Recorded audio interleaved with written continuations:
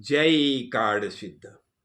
जब हम उत्तर दिशा की ओर देखते हैं ना, तो अभी आसमान में हमें ध्रुव तारा दिखाई देता है। ध्रुव तारा दिखाई देता है। अभी अब ध्रुव तारा हम जब देखते हैं तो हमें क्या, हमारे सामने क्या आता है? एक ध्रुव बाल। ध्रुव बाल यानी मनु महाराज का जो पुत्र है उत्तानपाद।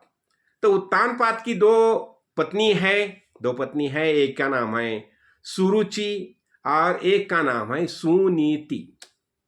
तो अब ये सुनीति का जो बेटा है ना, यही ध्रुवबाल है।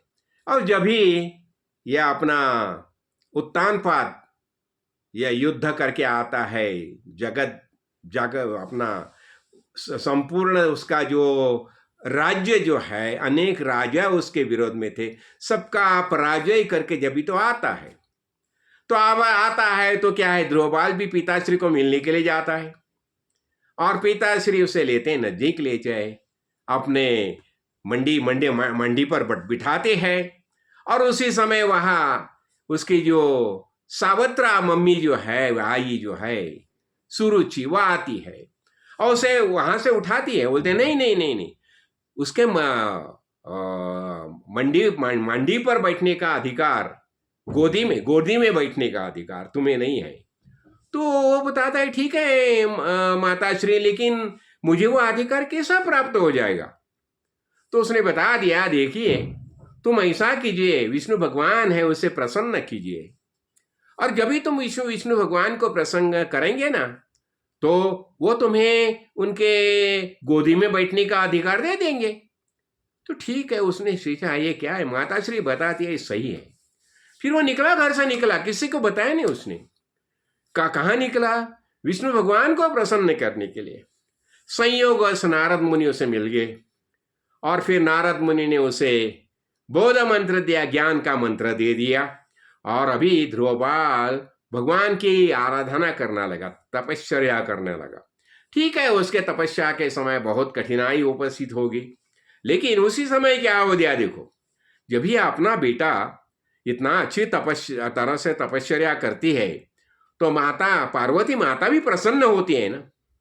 लक्ष्मी माता प्रसन्न होती है। फिर लक्ष्मी माता ने क्या किया, पूरा उसका संरक्षण करने का कार्य लक्ष्मी माता ने किया और उसने ऐसी तपश्चर्या की।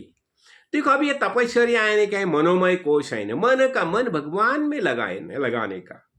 भगवान ने भगवत गीता में बताया ना, मई मन आध्वस्व, तुम्हारा मन जो है मुझ में अर्पण करो।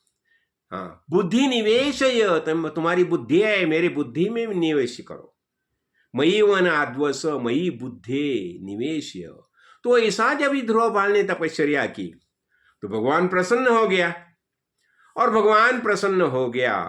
फिर भगवान उसे लेके उत्तानपाद जहाँ राजा था ना, वह राज्य में आ गया। और उसने ध्रुवबाल को बोला ठीक है। उसके साथ वो समय अपने देवर्षि नारद भी आ गए। देवर्षि नारद तो उसके गुरु थे। उसने उसे नाम मंत्र की दीक्षा दी थी और उसने बता दिया। और उसके पहले क्या हो गया था, वहां मनु महाराज आके गए थे और मनु महाराज ने बेटे को समझा दिया, देखो तुम मेरा बेटा हो, लेकिन तुम कुछ ना कुछ गलत कार्य कर रहे हो।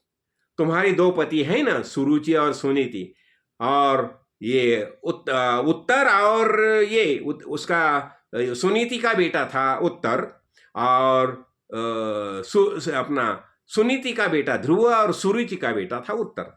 तो तुम्हारा दोनों के बारे में जो तुम्हारा जो आचरण जो है वो समान नहीं है, उसे समझाया था। किसे? उत्तानपाद को। देखो, अभी भगवान को प्रसन्न किया और वह आया।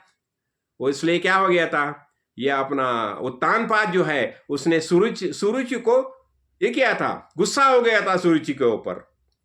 लेकिन वहां उसी समय ध्रुवबाल आ गया और उसने पिताश्री को बता दिया, पिताश्री उनकी भी कोई ये नहीं गलती नहीं है, उनके कारण उन्होंने मुझे बहुत बताया कि तुम्हें पिताश्री के गोदी में बैठना होगा, तो तुम्हें विष्णु भगवान की तपश्चर्या करनी चाहिए, उसे प्रसन्न करना चाहिए। मैंने वही कार्य किया। लेकिन क्यों किया? मेरी माताश्री ने बताया करके। यानी देखो, जब भी प्रतिकूल समस्या निर्माण होती है तो विज्ञानी महापुरुष उसमें से कैसा अर्थ निकलते हैं।